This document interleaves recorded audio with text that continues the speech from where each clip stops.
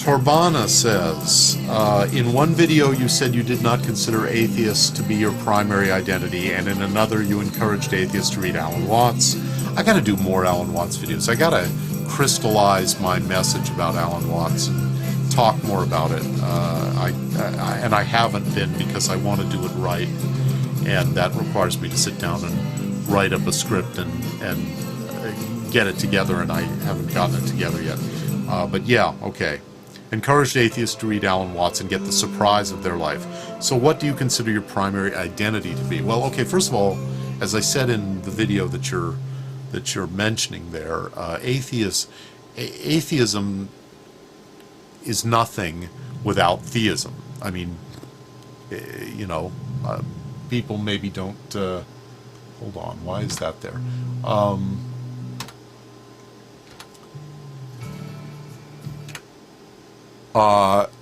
You know, without theists, there would be no need for atheists. If there was no theism, then you know, atheism is simply a denial or rejection or disinterest in a positive, and I don't mean positive in the moral sense, but merely a belief in a God, a thee.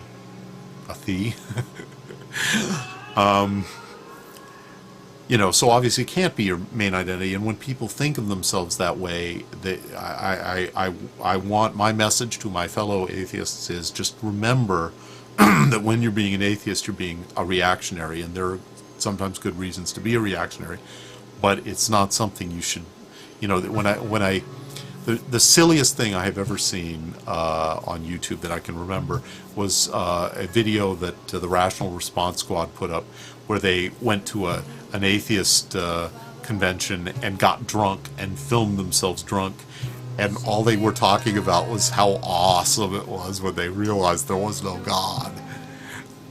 What a pathetic way to live your life. So yeah, atheism should not be... you know, atheism is just an aspect of who a person is, and you should only be focused on it because you're fighting with people who believe in a God, and you have to decide whether fighting with them is really worth doing at a particular time. Sometimes it isn't. Sometimes it is. But as for my identity, this is the whole Alan Watts thing. I keep wanting to crystallize the Alan Watts message into some simple little pithy thing that I could just say to atheists and they would immediately get it, and you know, everything else is just gravy, everything else is just frosting. It's just, this is what it is. And every time I try and come up with them something like that, it sounds banal or trivial or silly.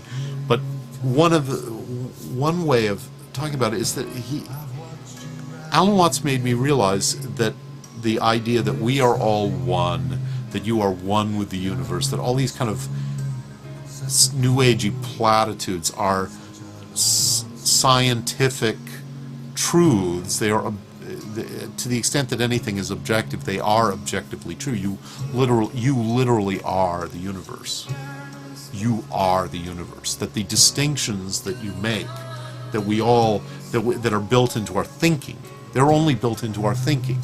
This idea that I can separate myself from the environment that created me, that I grew out of, that made me. The fact that I know in my head that there are whole aspects to the world and the universe and stars and things that I will never know anything about, that are beyond my perception, does not change the fact that they are me. It's all me. It's me in terms of what I know, and it's also me in terms of how I got here. You know, you think of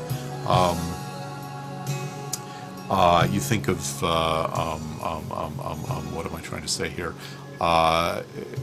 You know, we think of evolution, the process of natural selection causing species to evolve in reaction to their environments, and then on the other hand, we think of stars shooting out photons, and this is a physical process, but and that the nature of a photon is it shoots out from the star, and it flies through space, and it's affected by gravity wells and all this kind of stuff, and that's a physics.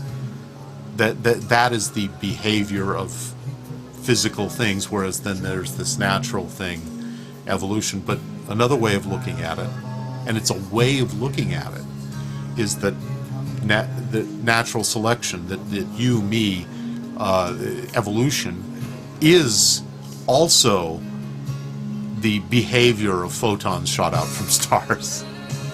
that these processes that we think, that we divide up and make into separate processes, biological processes, are actually, they're physical processes, and they're made up that in the same sense that when a star is the right temperature to cause photons to fly out, and they fly through space for billions of light years and hit people in the eye and make little black spots in the sky, even though really the sky is full of light. It's not black at all.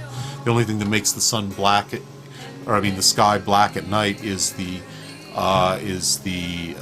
interaction, the way that the eye interacts with photons in the air. The air is full of photons, but we only see the ones that bump us in the eye.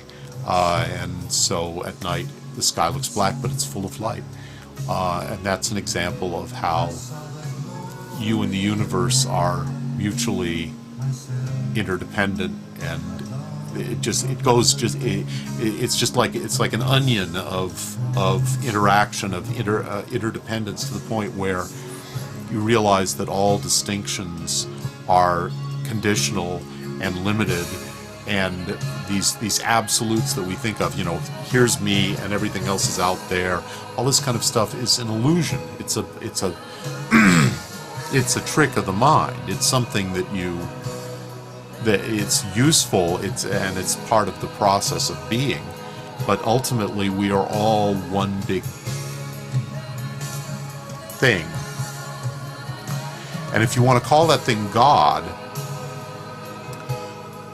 you can still be an atheist, because God is just a word, and atheism is a word and a concept, and it's a concept for the denial of certain ideas about God, certain ideas about the nature of the universe. To call myself an atheist is to say that I reject certain theisms.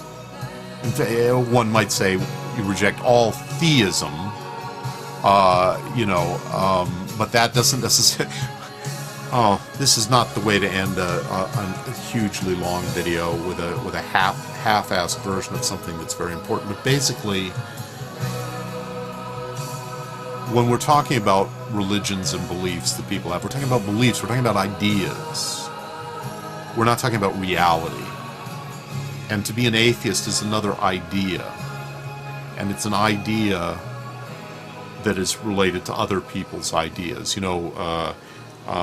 Richard Dawkins famously said or has said on a number of occasions that all theists are atheist about everyone else's theism, and the atheist simply takes it one step further and is an atheist about all. He believes in one less God, the famous phrase, one less God. But another way of looking at that is that that all believers, all theists, reject other religions as false ideas about God. And I, as an atheist, simply reject all ideas about God. Doesn't mean I reject God. I have to use that word in order to talk to you. But hear what I'm saying. People have very selective hearing, and you may be hearing me say, he believes in God, he's just rejecting all religions, he thinks there's another religion. No, I reject all ideas about God. To the extent that there could be a God, all underlined, capitalized, all ideas about God are false. This is the, I need to do a video about this, but I am an atheist. I am absolutely an atheist, but that doesn't preclude me from being, I could, if I wanted to, slap other labels on me that would sound theistic, like Taoist. I'm not a Taoist because I barely read any Lao Tzu. I certainly have not gone to any Taoist seminaries, whatever. But I mean, to me, the fundamental religious truism is from Lao Tzu: the way that can be spoken of is not the true way. Any idea that we have about the absolute is fundamentally wrong,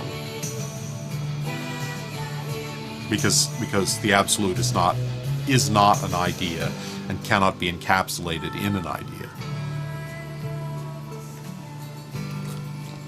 All ideas are included in the absolute, and so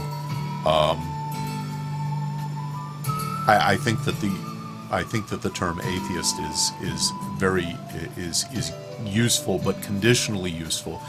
It expresses a rejection of certain ridiculous ideas about the supreme being, including the idea that the supreme being is a supreme being. I said all ideas, the idea of being, the idea of supreme. I need to do a more carefully worded video about this and crib a lot from Alan Watts to try to make this more clear. But anyway, so hey, I got to the end of my questions here. What do I consider my primary identity to be? I am God. You are God. We are all one big thing. And that's not a supernatural concept. And if you think about what it means in a non-supernatural context, maybe if this is really bugging you, and if you're one of my atheist subscribers and you're going, but that sounds like theism. It isn't. It isn't. It's atheism about all gods, including the God of atheism, the idea, the dogma that the idea of atheism is an absolute idea that expresses absolute reality. Anyway, yeah, I have ended on a muddled note. Know the truth, and the truth shall make you free. But you won't be able to tell people the truth. That's the way it is. Good Lord, how long have I been at this? Okay, bye. Goodbye. Bye.